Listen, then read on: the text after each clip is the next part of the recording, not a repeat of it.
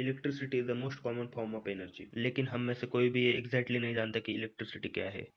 तो इलेक्ट्रिसिटी को जानने के लिए हमें स्ट्रक्चर ऑफ मैटर की स्टडी करने की जरूरत है। तो बेसिकली स्ट्रक्चर ऑफ मैटर क्या होता है ये हम इस वीडियो में देखेंगे। तो according to modern electron theory of matter, अपने यूनिवर्स का हर सब्सटेंस ये स्मॉल पार्टिकल जिसे हम मॉलिक्यूल्स बोलते हैं उससे बना हुआ होता है, और मॉलिक्यूल से एक्सट्रीमली स्मॉल पार्टिकल एटम से बने हुए होते हैं।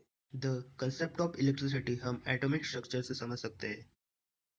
तो एटम के सेंटर में न्यूक्लियस होता है, और यह न्यूक्लियस प्रोटॉन एंड न्यूट्रॉन से बना हुआ होता है, और हर प्रोटॉन पे पॉजिटिव 1.602 इंटू 10⁻19 कूलम्स का चार्ज होता है, और न्यूट्रॉन पे कोई चार्ज नहीं होता है, वो चार्जलेस सब पार्टिकल है, इसलिए हम उसे न्यूट्रल सब पार्टिकल भी कहते हैं। एटम में प्रोटॉन एंड न्यूट्रॉन का मास सेम होता है।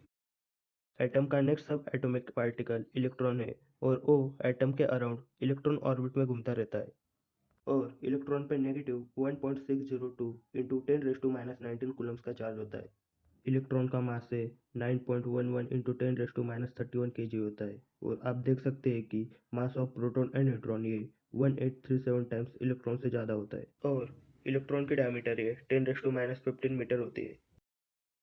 हम जानते हैं कि इलेक्ट्रॉन न्यूक्लियस के अराउंड डिफरेंट ऑर्बिट में मूव होता है, और एटम के लास्ट ऑर्बिट में घूमने वाले इलेक्ट्रॉन को वैलेंस इलेक्ट्रॉन या फ्री इलेक्ट्रॉन बोलते हैं। अगर एटम को हम मैग्नीफाई करें तो न्यूक्लियस और इलेक्ट्रॉन के बीच में कुछ किलोमीटर का अंतर होता है, इसलिए लास्ट ऑर्बिट के इलेक्ट्रॉन एटम से वीकली अटैच होते हैं, लेकिन उनकी एनर्जी लेवल सबसे ज़्यादा होती है as compare to first orbit electron. ज़्यादा एनर्जी होने के कारण इलेक्ट्रॉन को अपने पैरेंट एटम से डिटैच होने के लिए very small amount of energy की ज़रूरत होती है। लेकिन हमें पता है कि सेम चार्जेस एक दूसरे को रिपल और ऑपोजिट चार्जेस एक दूसरे को अट्रैक्ट करते हैं। उसी वजह से एटम में इलेक्ट्रॉन और प्रोटॉन के बीच में अट्रैक्शन फोर्स क्रिएट होता है, क्योंकि इलेक्ट्रॉन नेगेटिवली चार्ज और प्रोटॉन पॉजिटिवली चार्ज होते हैं। लेकिन same number of positive and negative charge होने के कारण एटम में फोर्स ऑफ अट्रैक्शन जीरो हो जाता है, तो उस एटम को हम इलेक्ट्रिकली न्यूट्रल एटम कहते हैं। सिमिलरली, जब जिस कंडीशन में number of electron as compare to proton कम होते हैं तो उस एटम को हम पॉजिटिवली चार्ज एटम कहते हैं। मतलब एग्जांपल के लिए समझिए, इस एटम में नंबर ऑफ इलेक्ट्रॉन 10 और नंबर ऑफ प्रोटॉन 10 है, तो अगर मैंने इस एटम से एक इलेक्ट्रॉन रिमूव कर दिया तो वो एटम पॉजिटिवली चार्ज हो जाएगा, क्योंकि उसमें अब नंबर ऑफ प्रोटॉन 10 और नंबर ऑफ इलेक्ट्रॉन 9 है। और इन नेक्स्ट कंडीशन, जब number of electron as compare to proton से ज़्यादा होते हैं या एक्सेस होते हैं तो उस एटम को हम नेगेटिवली चार्ज एटम कहते हैं। सिमिलरली, एग्जांपल के लिए समझिए, इस एटम में नंबर ऑफ इलेक्ट्रॉन 10 और नंबर ऑफ प्रोटॉन 10 है, तो अगर मैंने इस एटम में एक इलेक्ट्रॉन ऐड किया तो वो एटम नेगेटिवली चार्ज हो जाएगा, क्योंकि उसमें अब नंबर ऑफ प्रोटॉन 10 और नंबर ऑफ इलेक्ट्रॉन 11 है।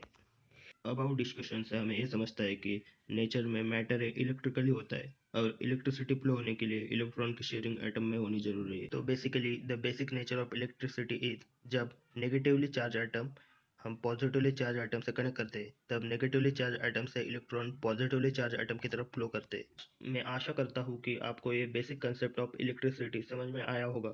नेक्स्ट वीडियो में हम इलेक्ट्रिक करंट क्या होता है इसकी हम स्टडी करेंगे, सो स्टे कनेक्टेड।